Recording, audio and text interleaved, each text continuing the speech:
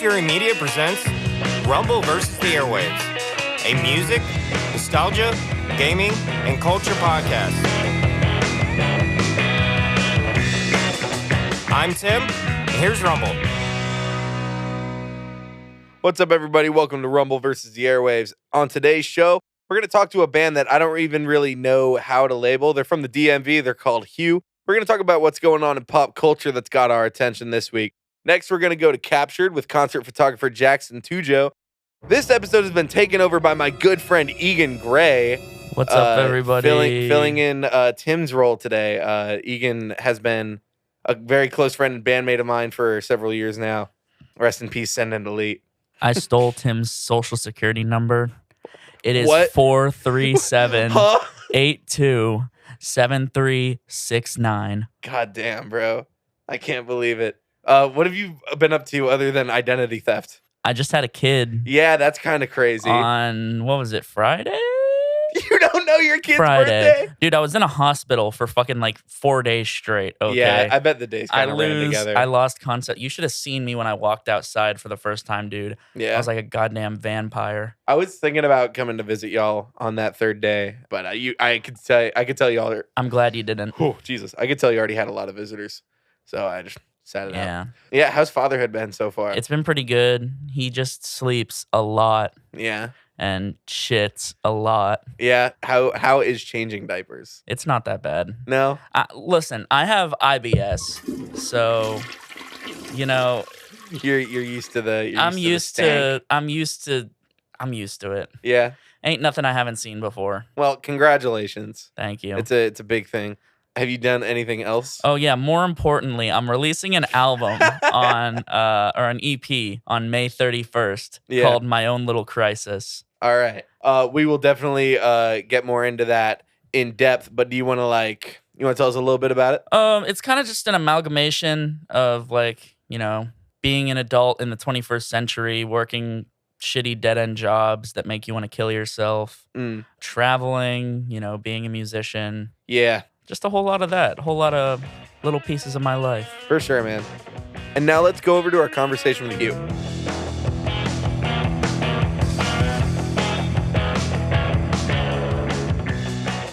All right, we got Hugh today. What's up, guys? Y'all wanna go down the line, introduce yourselves?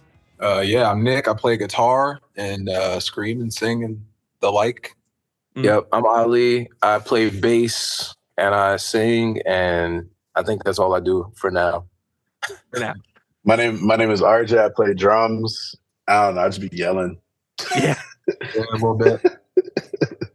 Well, we listened to the new song, me and Tim. Super cool. Came out a few days ago as of this recording. Really, really cool. I was wondering, it's super unique. I was wondering what the writing process is like for, something like I've never heard something quite like that before. Completely unique. Yeah.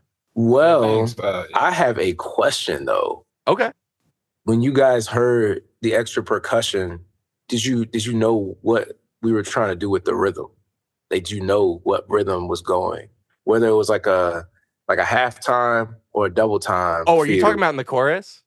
No, in the what is it? The second verse? I guess technically the intro is like the first verse, and it's like the second verse, like all this percussion everywhere. Oh, I remember what you're talking about. Yeah, no, tell us about it. Basically, the reason why I was asking is because the songwriting process, it went through like 3 rounds with this song because we were trying to figure out what. Yeah, it took a few years actually. Yeah. We started making it in like 2019. Oh, shit. Yeah, because you start out, and I talked to Sky from Issues about this too, where like you'll make a song and you'll have all these other songs you're playing live. This song template will be like just a template. Like we had it on GarageBand. We were trying to figure out like what to do next. I had the staccato guitar first. I knew I wanted to be a bouncy song. So I got a friend to send me the 808, and I got my cousin to make another 808 and send me the trap hi-hats. And that was all we had. I didn't own a 7-string, like nothing yet. And then I heard Beautiful Oblivion, and I was like, damn, I never wanted a 7-string until today. Yeah. We used to play in a different band together, and it was like, more death metal focused, and we played in Drop D forever. And then I was like, dude, please, like, could we tune to something else? Could we get 7 strings, whatever? Like, could we switch it up? And then it eventually got to Yeah. This was the first go at like, we have a 7-string song. It was actually called the 7-string song for a while. We had no name, no idea what to, write lyrics about. I had the melody of the chorus. That was it. Mm-hmm. The humming of the melody. Yeah, it went piece by piece. Our keyboard player made some keys at the time. Then the pandemic happened, and he had to move to Boston because everybody was afraid of COVID in his house, and he caught COVID. And it was, life. Yeah. It happened to everybody. Life. For sure. And then we started to experiment with the go-go elements. So the first thing we did was we got RJ to play a bounce beat on the first beat. And a bounce beat is essentially like the more modern type of go-go. If you guys don't know what go-go is, it's a style of music from like the 70s in DC. Mm-hmm. This guy named Chuck Brown went to a Latin American country and heard their congos and timbales and rototoms. They added them to his funk and jazz when he got back home. And he started a movement. And like pretty much every neighborhood made a band to make people dance. And they were all called go-go bands. I'd never heard that before. Yeah, because the music doesn't stop. I think it doesn't stop. The idea of a go-go band is like, if you stop playing, we stop dancing, now you suck. Oh. So you have to... The strategy in there was like, they had original songs, but like, if you stop playing, like people will leave the dance floor. For sure. So, like they were just keep go. Oh, like, okay. That's when they would like put in covers to like transition to... Okay, yeah. Were you going to say something, Tim? Do you have... No, I was saying I heard of it vaguely in school when I was going to school. Okay. Oh, wow. That's crazy. What city are you guys in? We're in Tampa area. Okay. dope. Yeah, we played Tampa. Cool. That was... But I grew up in Virginia, DC, Maryland area. Oh, what part? See? I grew up in Charlottesville. Dope. Oh, okay. I'm Tampa born. I mean, I'm from Northern Virginia. My dad was born in DC. My mom was born in Maryland. So like, that's kind of where yeah. Okay, so you should know a little something. Yeah. Okay, bet. Yeah, because like, okay, so go-go back in the day was very soul funk forward. And then it was kind of adopted by like lower, like kind of like the hood areas. They loved go-go because it was like everyone makes a party around the band for their neighborhood. And then like, DC pretty much embraced that culture and has been here forever. But just like hip hop and all the other music, it evolved over time. And the soulful go-go, the funk go-go became the famous go-go, and the new go-go like no one knows about in the mainstream unless you're from here or you're really paying attention and know what you're hearing. A couple go-go songs, a couple mainstream songs where they had go-go influence was like Beyonce, Crazy in Love. Okay. It was made by a guy who's from here, wanted to put go-go percussion on like a pop song. He ended up making something for A. Marie. Wale does stuff. Mm-hmm. And basically and RJ was in a band that also... Their whole thing was like indie go-go. Yeah. Indie go-go, yeah. That's dope. Our thing was bounce beat go-go. When you're in a actual go-go setting, when you're in the go-go venue, it is very heavy. It is heavier than we kept hearing on recordings. No one was able to capture the heaviness of what it actually sounds like. Mm-hmm. I was like, why not use metalcore production, to get the heaviness to work so it sounds like what it actually sounds like live. And that was why we put the bounce beat in the song, was kind of like, okay, the rhythm is the same as the trap beat. And I was like, let's just not switch up. Because back in our old band, we used to switch up time and tempos all the time. And then the crowd could get confused or they could mosh, but it's like not too much of a crazy risk. But I just wanted this to be simple. Like I was like, if I'm switching up all over the place, then let's just keep the tempo the same so that everyone can understand what's going on. Yeah, after we made the go-go part, made the second verse, made the bridge, just some simple thing. Mm-hmm. And then we were like, oh, breakdown time. Yeah. Necessary breakdown. I don't know. The breakdown kind of just came up because I'm like the heavy ingredient in the band, really, for the most part. Like we all have like overlapping interests, but like to the extremes, like I'm like the one probably listening to some sort of rock-based, metal-based music at any given time. We were in the studio and we were just like really trying to like throw everything at the wall. Like, yo, we're going to do this. We're going to put gang vocals. Wasn't Dan there when we made the breakdown? We were all there. We was at Darmo's house? We were at Balance House.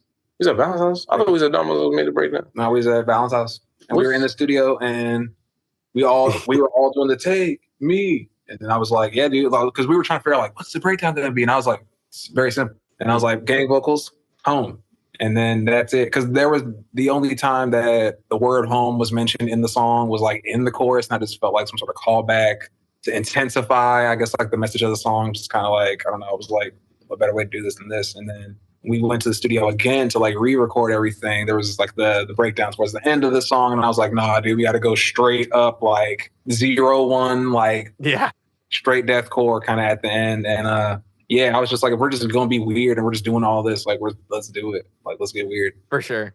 Sounds like a lot of work went into this song. No, but here's the kicker. After we did all of that and we finished it, the structure of the song was done, but sonically it wasn't. There was a lot of details missing.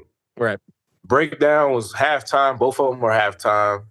The go-go part didn't have timbales, didn't have any extra percussion, didn't have any of the chucking, didn't have any, like the guitar. The samples that we have with electronic parts and recordings. There was a point where I did timbales on my electronic drums. Remember that?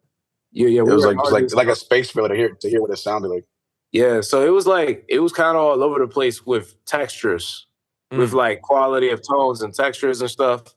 And then that fine tuning is what took so long. That's what took the years. It was like the song was done, but the song was completely like the composition was written in like done in 2020 sometime. Right. And then we shot the music video in 2021. And that was kind of like the last time we all were in the same place, because then the band kind of fizzled out and we used to be a different band. And this is kind of like while we were still in the midst of, switching everything over to what we're doing now. And it was just kind of like, I don't know, I guess the timing just wasn't there at the time. We all just kind of dispersed and then just came back around and we were like, because he was not going to stop. He was not going to stop. Like I actually didn't really I didn't hate the song, but I was like the first hater. I was like, this song, whatever, like it's okay. Like we have other songs, whatever. Like it's not my favorite, but we can play it, whatever. Yeah. And he believed in this song like so much from inception that it was just like, he was not going to stop. I kept getting good feedback from people who were not into heavy music. Like I kept getting feedback from like R&B people and like producers and singers, producers and rappers people and that just don't listen to rock. People who they weren't open to our band when we were the heavier band. When we had the other name, when we were like a post-hardcore mellow death combination thing. This song was the first transition into like electronic music in a way. Like all the electronic things in it. It just felt like a new thing that was happening. So there's a lot, like this song was a lot of firsts for like the band, I guess. Like we had the extended range guitars, we had like all the extra vocals going on, we had the percussion, we were just merging like different worlds together, not just like, and go-go, but just like the community, just I don't know, it was a lot. But my main final thing was that when I realized the potential, because it's just not a boring song. Like I was like, I feel like, like opinion, music is all about opinion. Everybody feels like their song may be better than another song. I wasn't even necessarily trying to say that the song was perfect, but I knew it was weird enough where I was like, okay, we'll make noise though with this one. Oh, absolutely. Where like, if people heard this, then they'll be like, I don't think I've ever heard this before. And I know that the go-go community's never heard anything like it. So I was like, okay, this is the one. And at the time, a lot of other band members didn't believe because of we had so many songs that were so different. Right. But I just didn't want to force them to make more of them. So I was like, okay, I'm gonna just make more of these like in secret. Like we're just gonna I'm gonna make templates, and then I'm just gonna continue with this thing. And then I'm joining like. The guy who's on the song, Shooters, ended up joining ABM, his go-go band, which has been around like 18 years. They've been around like 18 years. So I ended up joining them as a guitarist. And that is when I learned all the stuff that this song was missing. I was like, oh, the timbales has to be played by a professional. And oh, this has to be, like the guitar has to have a rhythmic section in the back going a certain way with the timbales to like merge it with the rest of the band. And I was like, oh, yeah. Oh, shit. And then my engineer was like, well, while you're at it, these trap hi-hats are terrible. You should replace them. They are horrible. Please replace them. And all that, all the details That is what happened.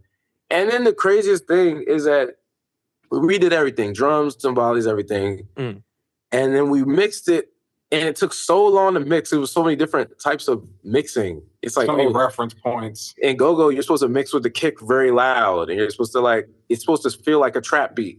Right. And we just didn't have a lot of reference for that in rock music. So we had to show go-go references. And it's like, okay, but the go-go mix is terrible because it's a live mix. Because in go-go, there's no studio albums. Everything is the soundboard recorded. So it was a lot of push and pull trying to figure out like what elements of what. And then when we were done, we went somewhere and they were like, you should post a snippet of it online. And when we posted a snippet of it, that is what exploded. Yeah. Song wasn't even like where it is today. Like we just posted a snippet of where we were at the time. This was like a year ago, yeah. Yeah, well, not even that. It was November. We posted a snippet of it in November. Okay. And wait. Well, actually, no, the snippet had went up before that. Yeah, when the video dude. Like he posted it on. Well, I posted a little tiny snippet of it on TikTok in in the summer. But that joint it was before we were like, we're here. It was before that. It was like, So basically, we're saying all this to say we need to get our story straight. It's like, yeah,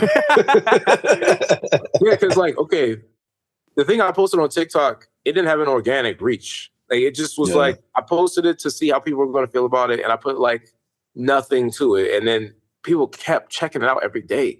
Yeah, so this is the only thing people are checking out every day of all the shit I have, and I was doing everything you could think of. So I was like, okay, let me put $20 on it, see how it does. And then it went far. The most confusing thing, the surprising thing, is that TikTok is supposed to be easier to promote than Instagram.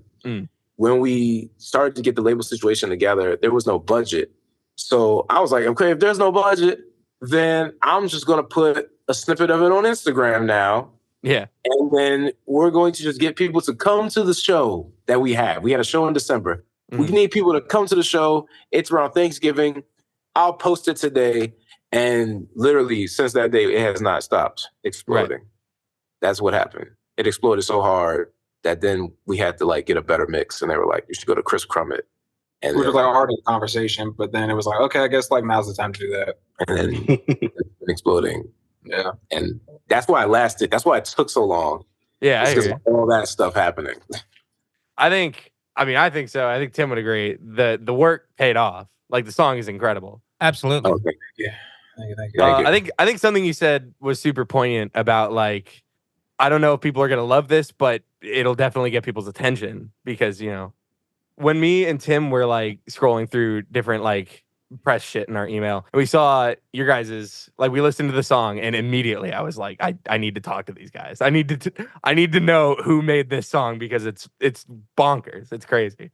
Yeah, thank you. Yeah, it's a little bit of everybody. Yeah, you don't expect it to go one way, and then it's it was so out of nowhere. Okay, but I'm digging it. Yeah, let them know your next move, man. For sure. Yeah. All right. Fantastic song. Anyway, so I'm curious to learn about your guys' upbringing and your musical journeys and whatnot, because obviously there are a lot of differences in taste among the three of you. I don't know if you guys want to take turns, decide who wants to go first, but I'm curious to hear the stories. Yeah, I kind of talk about how I'm the rock ingredient or whatever. So pretty much was just a kid growing up listening to rock music all the time. My older brother is was super into rock music, so that was just kind of a thing that was just a part of our lives every day. We just watch MTV, TRL, and just be up and just watch music, play the video game, go outside, whatever. But music was a very active thing. My mom also was a singer, and she would always have on a lot of make additions to her favorite band. A lot of soul and R&B music would always be active in the house. And yeah, I kind of just always grew up listening to rock-based music. And then my brother started playing guitar, and then obviously there was some trickle down, but consistently it's just been a bunch of rock and all the forms of rock, the school of rock Venn diagram of all the subgenres of rock and metal. Yeah. And yeah, I kind of just got a lot of that from, I guess, between my mom and my brother being super into metal and all the heavier stuff, and my sister really getting into kind of underground garage rock, indie rock, kind of really, obscure almost kind of stuff. But between all of that, I kind of had a collective knowledge of just rock based music. Definitely a very musical family, huh? Kind of like not a lot of us play instruments and stuff, but there's some sort of musical thing, like across different members of my family. For sure. Did you start playing guitar because of your brother? Yeah, it was just like he started playing guitar and it would just be there, and it was just like eventually he had another guitar, and I was like, give me a guitar, and like being into rock music and like having, I guess, a musical background, a bitch, like singing and stuff like that. It just kind of made it easy to be like, okay, I want to play guitar, and then like I don't know, I saw like different bands. And I'd be like, because at first I used to just like wanted to scream and do that, but then like I was like, oh wait, no, like, playing guitar and singing is like tight though, and like I kind of just stuck. For sure. So what about you, Ollie? The irony is very similar background. My mom was a singer. That's how she met my dad.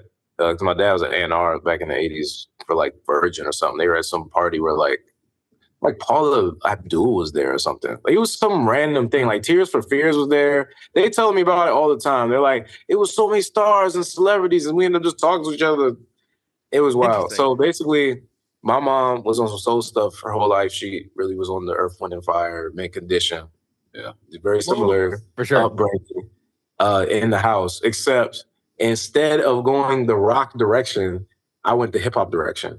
I went the hip hop direction very early in my life. I was on Outkast, Diplomats. Also on Outkast. Yeah. Also on Outkast.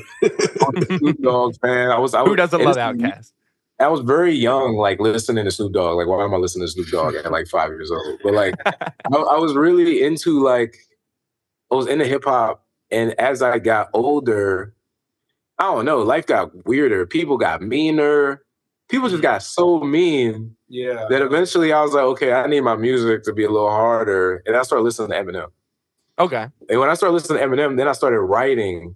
I played guitar already. I asked for a guitar when I was 6 because I saw Gumby had a guitar. Okay. Yeah. Random. But she bought me a guitar though. I didn't think she was going to do it, but she actually bought me a guitar. And I started playing guitar very early. But I wasn't like getting better. I just was playing for fun. Like I had a teacher, for sure, and it was cool. And then when I got an Eminem around like 9, I stopped so I could write. I started writing, but I should have did both at the same time. But that's a whole nother story. Then around like middle school, people were still getting meaner in school. I was like, "What's up with y'all?" Like I am not a mean person. Come on. Yeah. And then I got into like Fall Out Boy. Like in middle school, I heard like the radio rock wave, the My Chemical Romance, Fall Out Boy, all that stuff. Like classic, yeah. Like all the radio stuff for sure. The first, especially that first My Chemical Romance album, and like the first 4 Fall Out Boy albums were like very influential to like make me like kind of hear like, okay, rock music is amazing.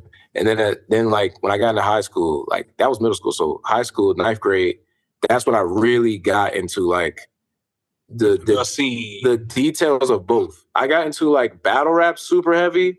So I got into like all battle raps. I was like, that's all I listened to was like, I look at battle raps all the time. Bars. And yeah, because I wanted everything to be super lyrical.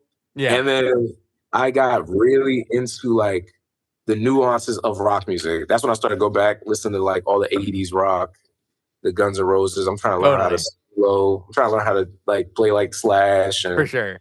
I'm looking up the Foo Fighters albums. I'm looking up like everything. And then Rock Band and Guitar Hero were out. So we're like new songs. Yeah, like where we're from, that was like a thing. Yeah, like music. You talked about it now, like everyone had Guitar Hero in the DMV. Oh yeah, dude. I had fucking Rock Band on my Wii when I was like 3 years old. Played the shit out of that. Yo, it's so crazy because it's like, man, that really showed a window into like new bands that we didn't know about. Like, I didn't know about, dude. Yeah, I didn't know about Between the Bird and Me. I didn't know about Muse.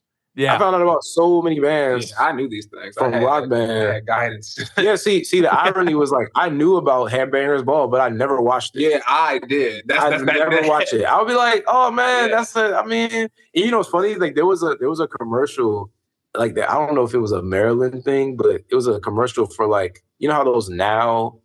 That's what I call music things where they had like all these compilations of songs. Yeah, there was a metal version. Yeah.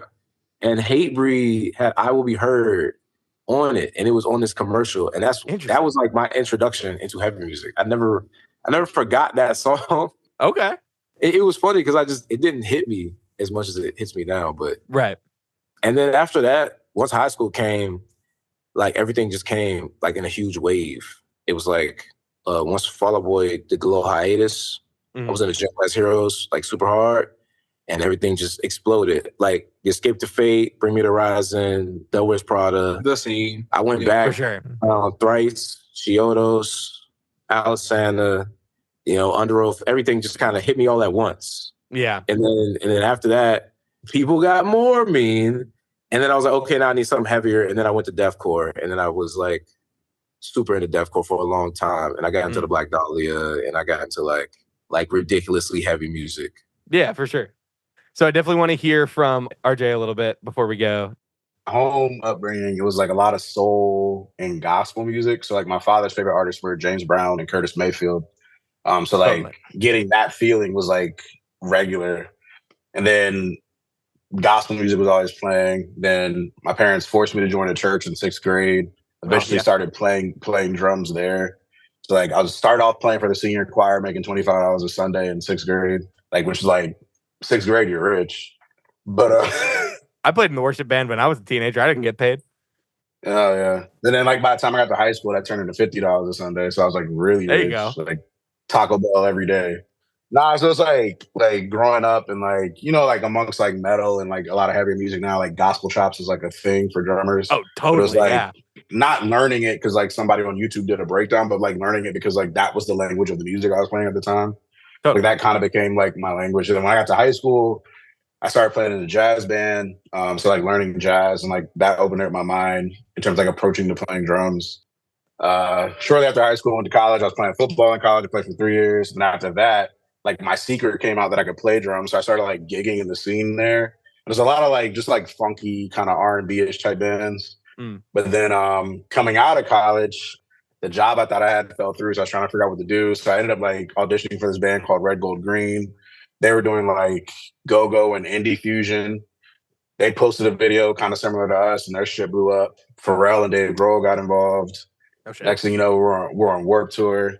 So it's like really interesting because like I'm a little bit older than Ali and Nick. So like at the same time where like they were going to Warped Tour, like unbeknownst, like I was on tour. That's crazy. So that was my introduction to like heavier music. Like I've messed with everything, but I was never like invested in like metal or anything until like now I'm on Warped Tour and like Matt Griner is my lunch buddy. Yeah. But like I don't necessarily know who he is until we like now we're taking a walk and like everybody's asking for his autograph. I'm like, oh, he's a little different. Yeah. So like now I'm like it's like the people that like I'm like spending time with in catering, like I'll go see their set to like, oh, now I like August Burns Red. Now I like, whoever these heavier bands are. Yeah. So that like gave me a little bit of background. So when by chance I ended up meeting the former manager of this band, and then she introduced me to Ali, and like the visions were kind of like gelling, and like I was hip to the language of what was trying to happen. So that's how I kind of came into all of it. Yeah. Dope. What's the future hold? When can we expect the EP? An EP is coming. We don't have a date. Yeah, date is. I don't want to lock that in. All right. Yeah, there's no actual projected date that we can tell you. I feel confident in saying though, like if you guys are liking what you're hearing, like buckle up because it gets better. It gets better. It only gets better. Songs are written. The songs are written. Like the songs are just. It's just a recording process, really. That's doing. Yeah, which isn't too like off. Like we're pretty far along, so we're just we're doing our thing.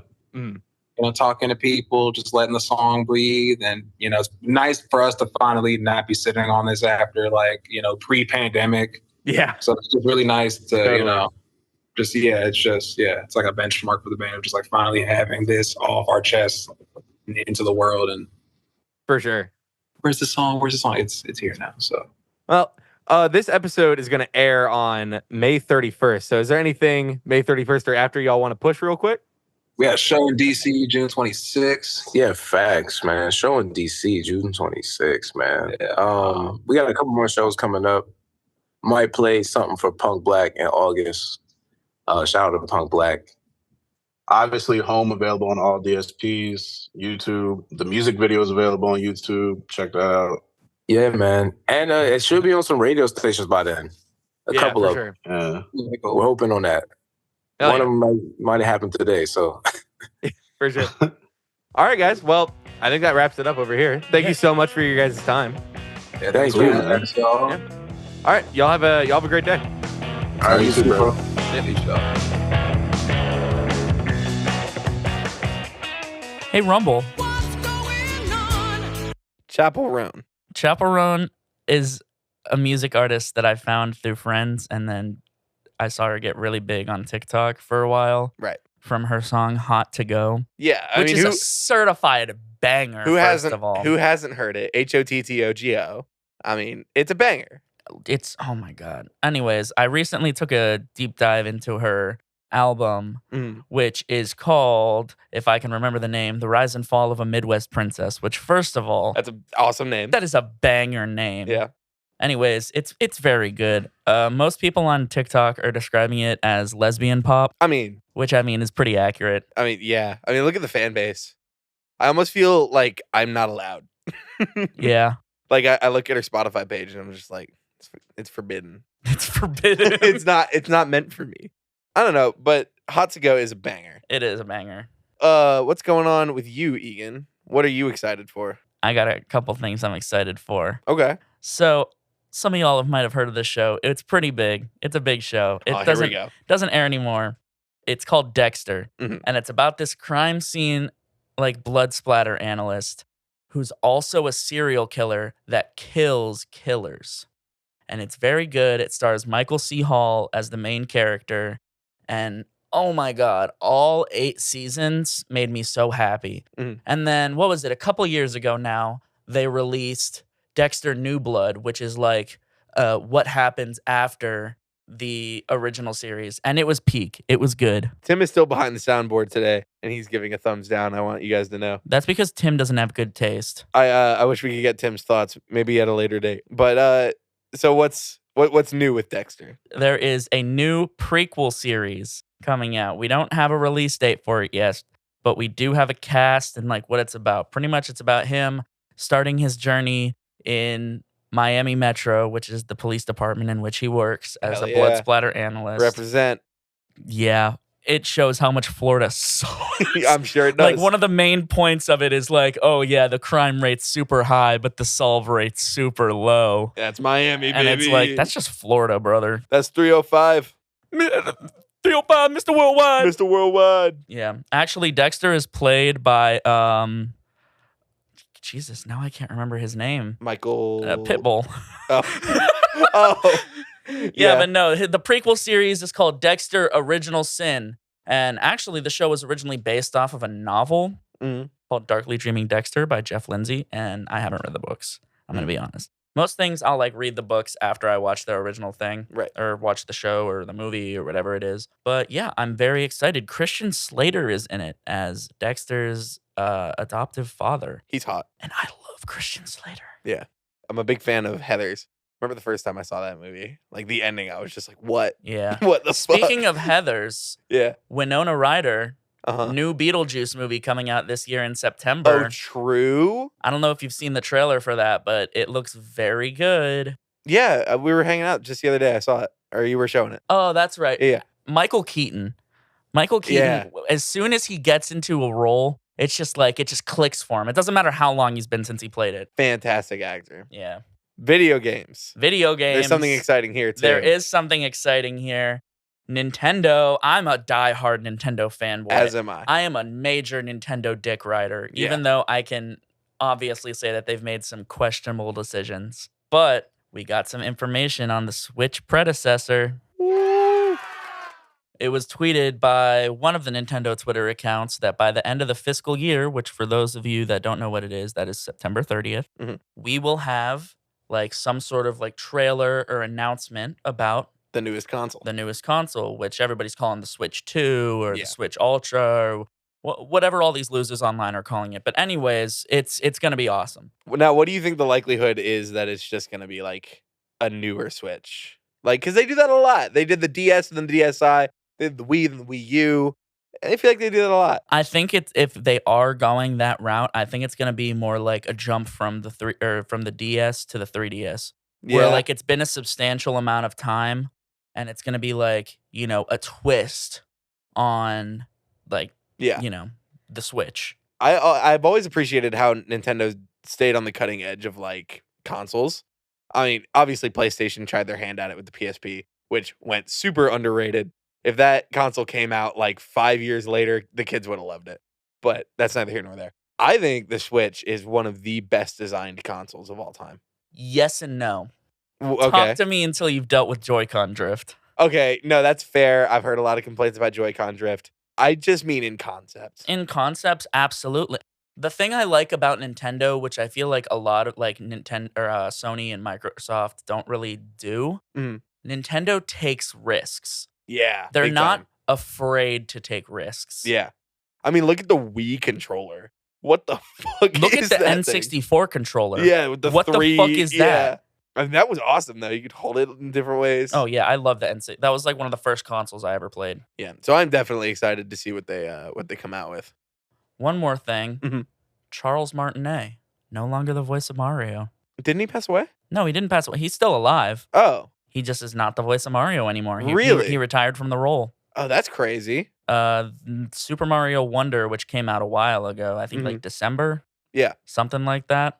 It's going to be interesting to see more Mario games, especially on new consoles that don't have Charles Martinet. Yeah, I mean, I'm sure they'll find a guy to do Oh no, it. they did. Yeah. The new voice actor is pretty good. Yeah, Like, but it's not, you can tell it's not Charles. yeah, I hear you. There are definitely moments like that. I wasn't expecting how big of like a thing that was going to be like for the world until I looked up at Bay News 9, which for those of you that aren't in Florida, that is our like, It's our local. it's our local news Yeah. station. I don't even think it's all of Florida. No, it's just the Tampa Bay area, I'm pretty Yeah. sure. But yeah, and it was like, voice actor for Mario retires from the role. And I was like, what? Yeah, man, making local news. That's crazy. Definitely end of an era. Yeah, it's how long has he been doing it now? Since Super Mario 64, which was 96, I want to say. Yeah, that's a long time. It's either 96. Yeah. All right, now we're gonna do a little mini version of the Discovery while we got Egan here in the studio. Egan's got an EP coming out here real soon. What can you tell us about it? All right, so my new EP, it's called My Own Little Crisis, which for anybody who is living at all understands, Yeah. every day is a crisis. Every day is my very own Kobayashi Maru, to be honest with you. Yeah. But no, it's just about growing up and maturing. And, as I said earlier, I just had a child. So, like, it's just a lot of, like, dealing with emotions of, like, do I like who I am at this point in time? How can I improve? What have I been through in the past? And it'll delve in a little bit into, traveling as a musician. And some of these songs I started writing and working on while we were on tour is Send and Delete. And it's just about my life, man. Just about, growing as a person in the 21st century and trying to make money to sustain myself and my family and all that. Yeah. But on the topic of songs I started writing on tour, I started working on a song called Harold, which is the name of my car, Harold the Meatmobile. He is a 2002 Chevy Tahoe, and I would die for him. Yeah. And I wrote a song just about traveling and being a musician called Harold, which you can hear now. It's my own little way to put myself into a crisis. Broken pieces, dollar at a time, to get by, dear. But I can't get by this. No, I won't, no, I won't, no, I won't, no, I won't. Get on out of here. Just another day in another city I've never heard of. Watching all the townies pass by, wondering what the cat dragged in. Well, it's just another dollar, another city, another hour. Oh, wasting my damn time.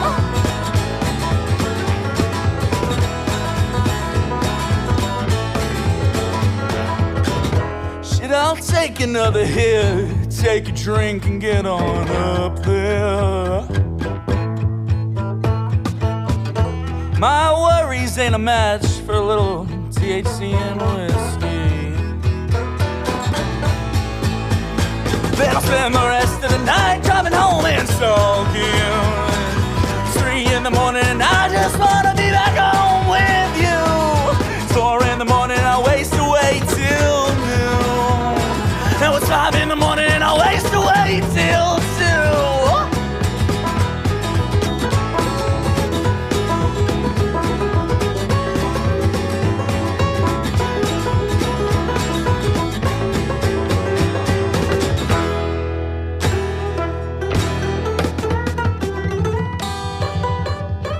It's a fun song.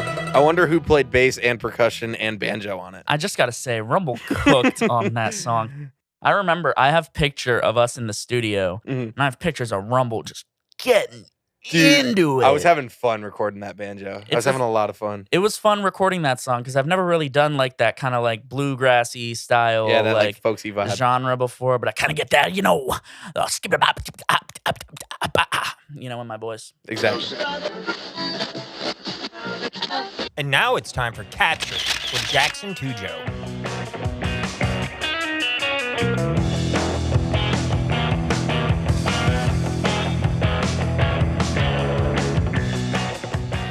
What's up, Jackson? How you doing today?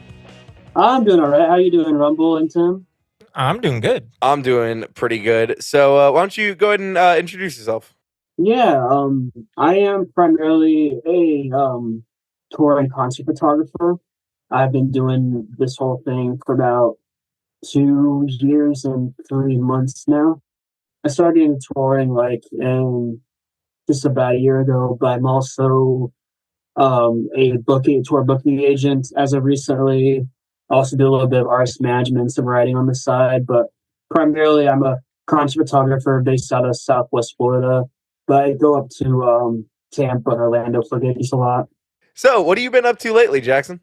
I've shot a couple music videos for Chasing Airplanes, metalcore band out of Tampa.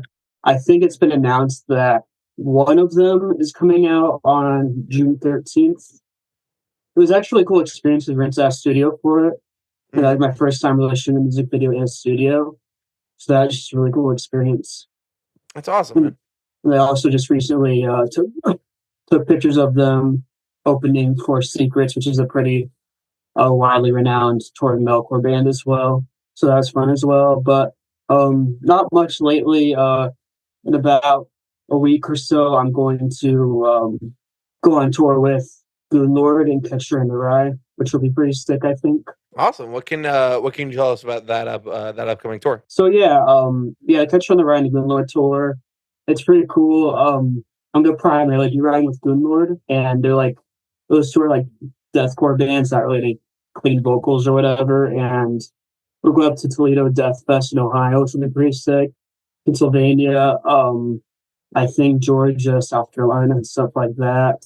Should be a pretty fun time. I got hired by both Goon Lord and Catcher in the Rye, so should be pretty sick. Catcher in the Rye, good friends of mine. Have you caught any good local shows lately? Honestly, not a ton. I was recently in a pretty bad car accident, which has left me pretty much bedridden.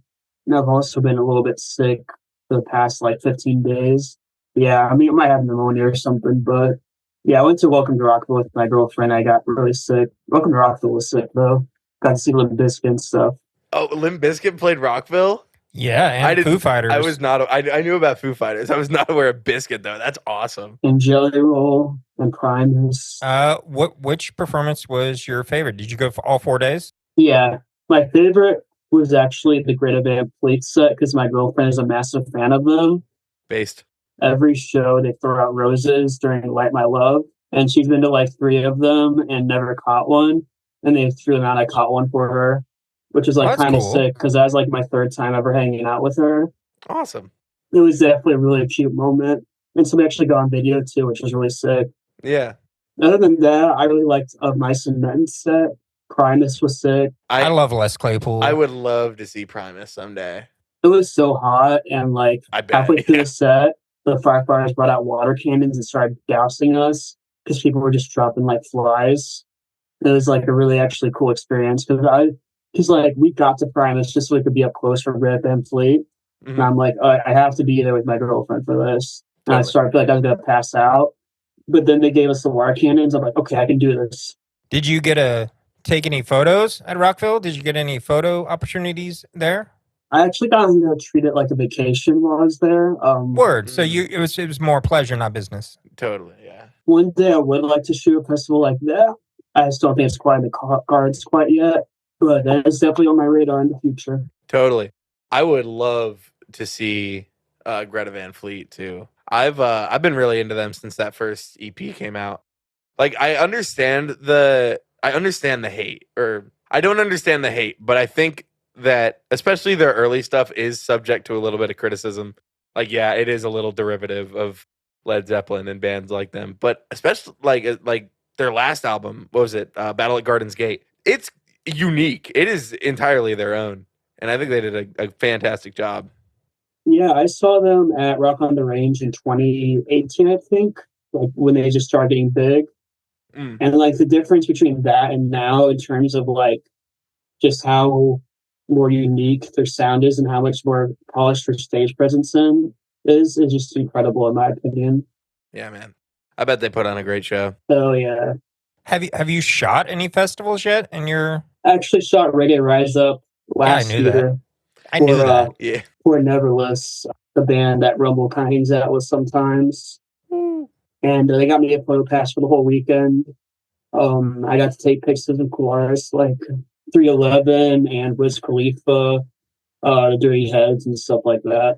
Sweet. So that was a really fun experience. That's such a funny list of artists. 311, Wiz Khalifa. It was so wild. Like I love Wiz Khalifa, don't get me wrong. I like his weed. Yeah. It was a wild time. Like I was just hanging out on side stage and people were handing me blunts and shit. It was wild. I remember I was working at this little dive bar when Reggae Rise Up happened, and the owner came in after that weekend and was like, I just got back from Reggae Rise Up, and I was like, fuck you, man. I was over there like butterflying and breading shrimp, and I was like, eat my ass, bro. I want to go to Reggae Rise Up. Yeah. It was really cool. I like downtown St. Pete a lot. Oh yeah. What any other cool festivals? Not really. I attended when First Fest came back, which was really sick. I think I'm actually gonna go with my girlfriend to that this year again too, which is like the last one before they retired again. Oh shit. But really, the only one that I can think of is that. I'm also doing that Toledo Death Fest I mentioned, which has some pretty big bands on it for Good Lord. Mm-hmm.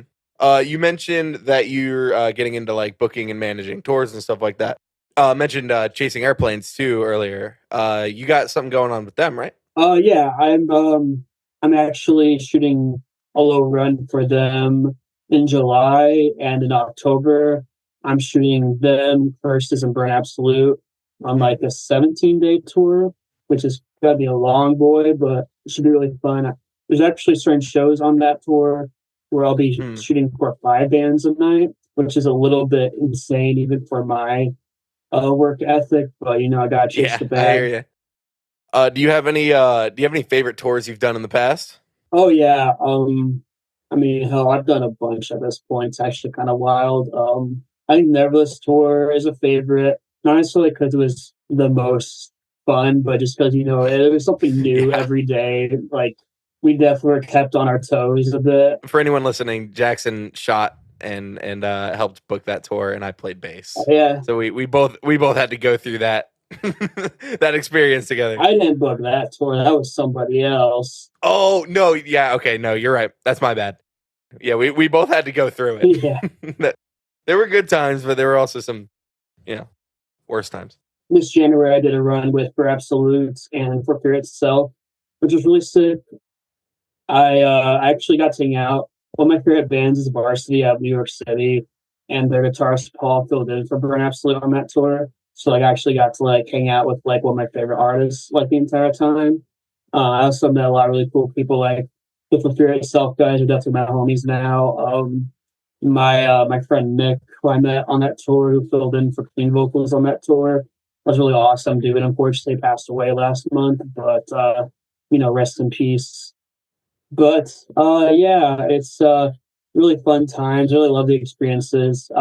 This past August, I did For Absolutes and Catcher in the Rye and the Pine Drape, and that was actually sick too.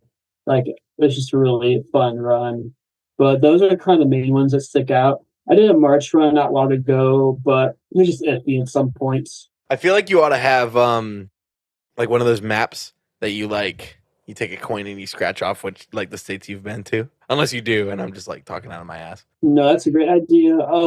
That's one thing I'm really excited about this October run for is that I've actually been to none of the cities we're going to besides York. That's dope. If you remember York at all. I do, yeah. I tell a lot of people about that venue. That was really cool. Let's stay there for like 3 nights. Yeah, they were Was that the bowling alley? No, that one was in Ohio.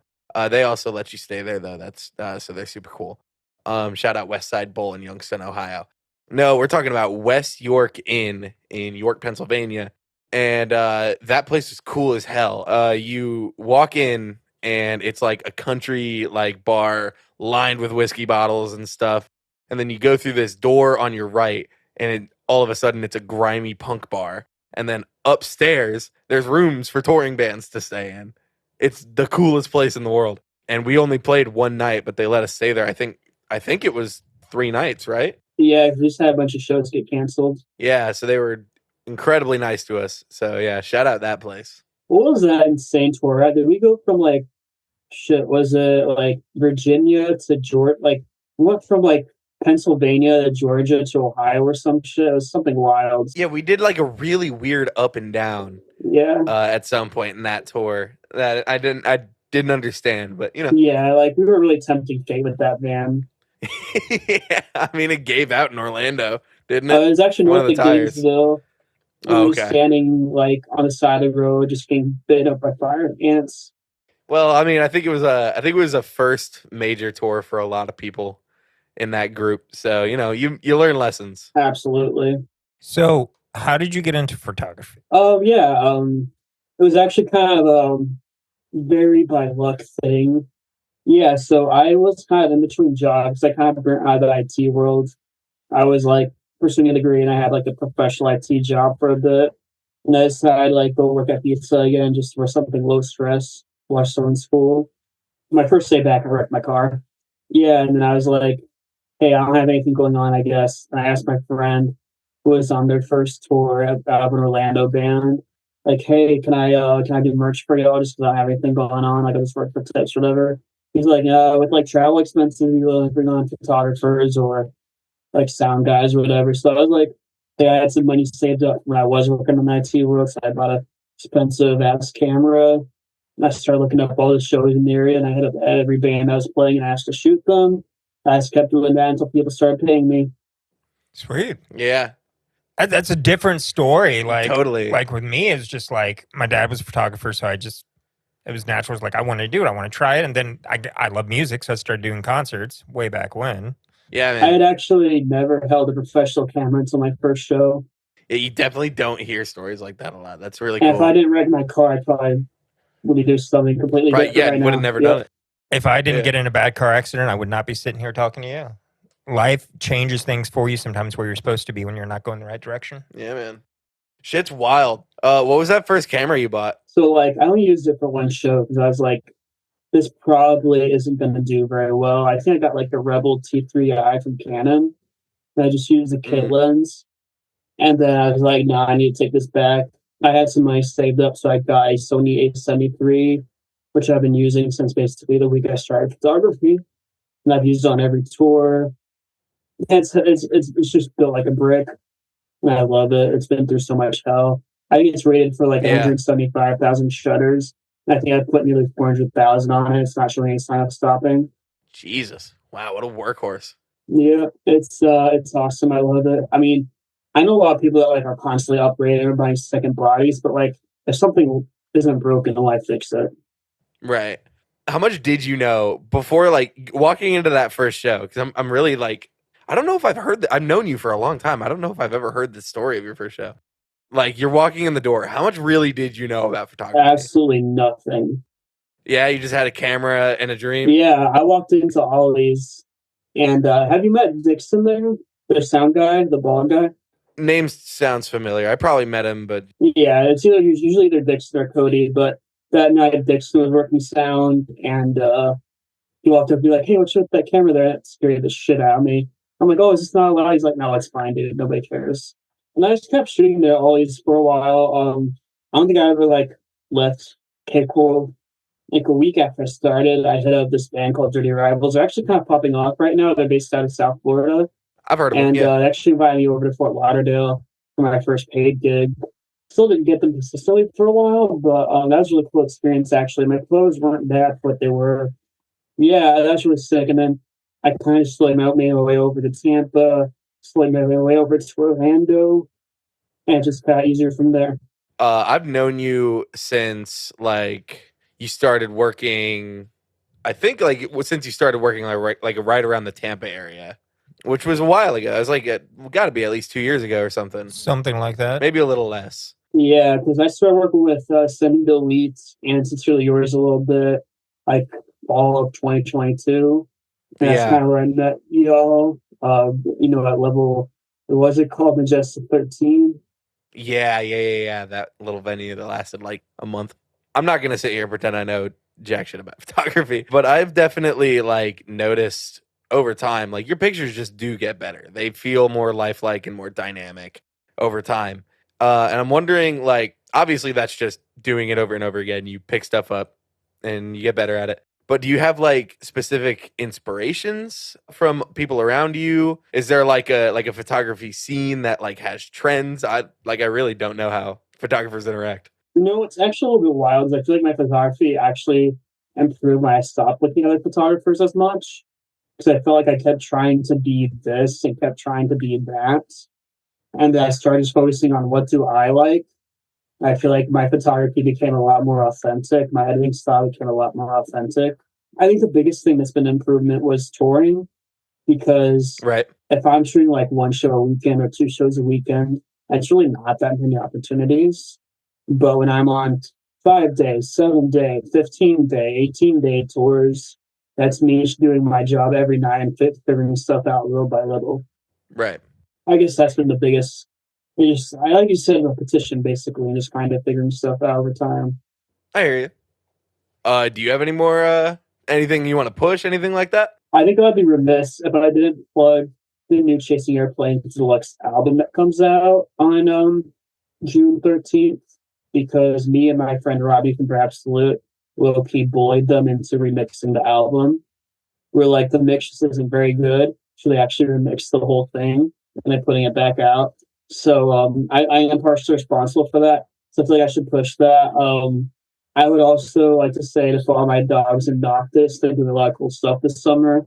They're my primary management client right now. One more question, because something just popped in my mind. What are your goals with photography? What would you like to shoot? What would be your ultimate end game? Just continue to touring? Are there any like peak festivals you want to eventually cover, like Coachella, Lala, anything? I'd say it's not very artsy of me per se, but I would say to get to a point where it's financially sustainable, or at least more so.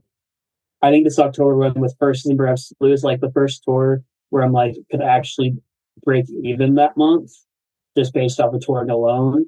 So just continuing to get bigger tours and be able to not live comfortably, but at least live off of photography. Because having to do a lot of side gigs, having to do writing, having to do mag, having to do booking, and very like DoorDash to make ends meet. But if I could just tour enough to kind of sustain myself, I feel like that's the main goal. I also really want to get into portraits and weddings once I get up to Tampa. So I'm still working on moving there. Yeah, my main goal is basically just to keep getting bigger and bigger opportunities so I can live life a little more stress-free. Right on. Yeah, isn't that the goal for all of us in the end? Yeah. All right, man. Well, I think that's it then. Yeah. Thank you for your time. Awesome. Thank you so much for having me, and thank you for your patience with everything. Yeah, of course. You have a good day, man. Thanks. Later, You dude. too.